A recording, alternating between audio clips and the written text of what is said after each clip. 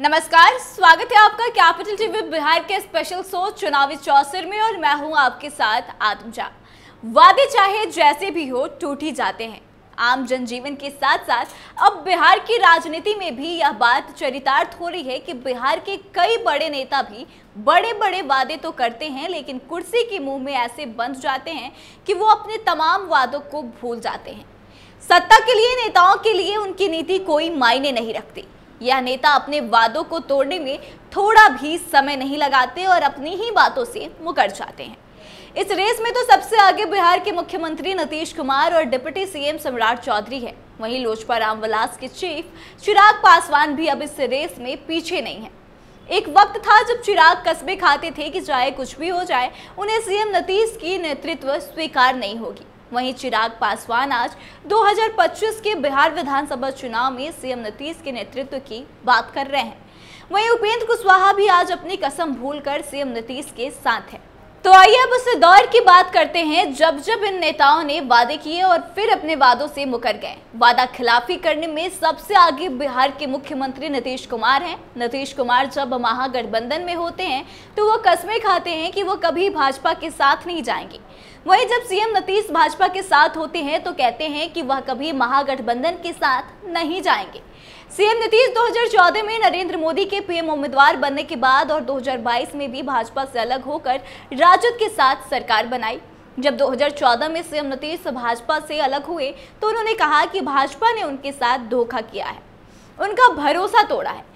उन्होंने कहा कि चुनाव में बीजेपी की दुर्गति होगी। वही भरे मन से नीतीश कुमार ने भी यह कहा कि वह मर जाएंगे लेकिन भाजपा में तो नहीं जाएंगे। लेकिन तब तक सीएम नीतीश अपने सभी कस्मे वादे को भूलकर बिहार में बीजेपी के साथ सरकार बना लिए। सीएम नीतीश महागठबंधन के साथ नाता तोड़कर अब नई कसम खा रहे हैं। सीएम नीतीश का कहना है कि वो 2 बार गड़बड़ा गए थे, लेकिन अब वो अपने सही जगह पर आ गए हैं और अब वह यहीं यानी कि बीजेपी में रहेंगे।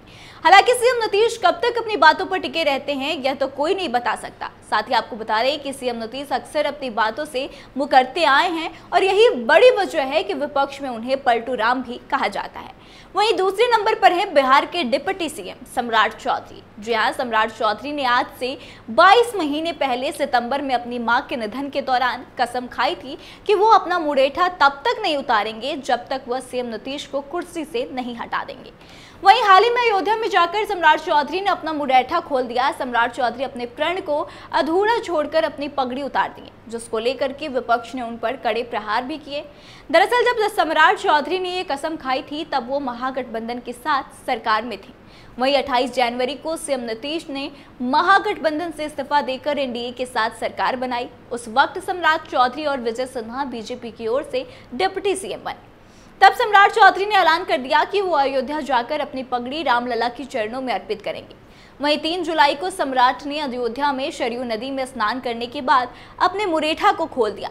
सम्राट के मुरेठा खोलने के बाद से जमकर सियासी बयानबाजी हुई। तब सम्राट चौधरी ने ये बयान दिया कि सीएम नीतीश ने महागठबंधन के सीएम के रूप में इस्तीफा देने के बाद एनडीए के नेतृत्व में शपथ ली है, जिससे उनकी प्रण पूरी हो गई है। तीसरे नेता की बात करें तो वो है लोजपा रामविलास के चीफ चिराग पासवान। जी हाँ, चिराग पासवान ने कहा था कि उन्हें नीतीश कुमार की नेतृत्व स्वीकार नहीं। 2020 के बिहार विधानसभा चुनाव में चिराग पासवान एनडीए से अलग हो गए। तब उन्होंने कहा था कि सीएम नीतीश ने उनके पिता का अपमान किया था। अपने पिता का अपमान कोई पुत्र नहीं सह सकता, इसलिए वो नीतीश कुमार का नेतृत्व कभी भी नहीं स्वीकारेंगे। चिराग पासवान ने तब अकेले चुनाव लड़ा था। वहीं इसका घाटा सीएम नीतीश को ये हुआ कि उनकी पार्टी बिहार में तीसरे नंबर की पार्टी बन गई।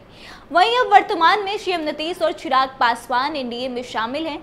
लोकसभा चुनाव के बाद चिराग पासवान सीएम नीतीश के साथ कई दफे मुलाकात भी कर चुके हैं। बीते दिन भी चिराग पासवान ने सीएम नीतीश से मुलाकात करी। तब सीएम ने चिराग से कहा कि वह उनके पिता रामविलास पासवान से मिलने जाते थे तो उनके मां और पापा उनको मानते थे। वहीं चिराग पासवान ने भी अब 2025 में सीएम नीतीश के नेतृत्व में चुनाव लड़ने का ऐलान कर दिया है। बता दें कि इन नेताओं के टूटते वादों को देख यह तो साफ है कि राजनीति में वादों और कस्मों का कोई मायने नहीं है। राजनीति अब अक्सर कुर्सी और अवसर पर निर्भर करती हैं। नेताओं की ना तो अब कोई नीति है और ना ही कोई सिद्धांत। कुर्सी के लिए नेता कोई भी हो, कसम खा लेते हैं, फिर अपने ही हिसाब से उसे तोड़ भी देते हैं। यह केवल बिहार की ही नहीं, पूरे देश की राजनीति का फिलहाल यही हालात है। नेताओं का वादा खिलाफी अपने फायदे के अनुसार ही हो रहा है। तो आप इस बात से कितनी सहमत हैं और इन तीनों नेताओं के बारे में आप क्या सोचते हैं? कमेंट करके अपनी राय जरूर बताएं। वीडियो को शेयर करें और आगे के तमाम अपडेट्स के लिए बने रहे हमारे साथ। देखते रहे कैपिटल टीवी बिहार। धन्यवाद।